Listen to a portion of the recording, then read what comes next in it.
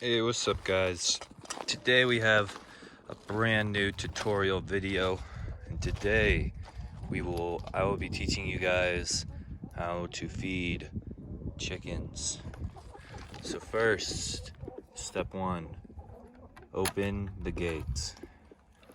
Don't be afraid of the chickens. They like you. See? Good chickens. There are even some in the coop. Now the chickens are now waiting. You get your food, your strawberries, and then you begin to feed. Just throw them out little by little. First, just little by little, right? Then start getting their attention by spreading the strawberries around like so. Throw them over here, over here, over here. Even throw some over here. See how much they love the strawberries? Wonder how close I can get to one up close with the camera. Delicious strawberries. If you're wondering why they don't have feathers, it's because they were pecked when we rescued these chickens from the sale. They're pecked by a rooster.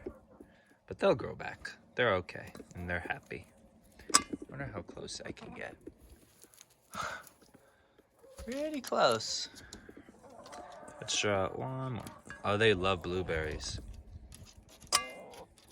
They love blueberries.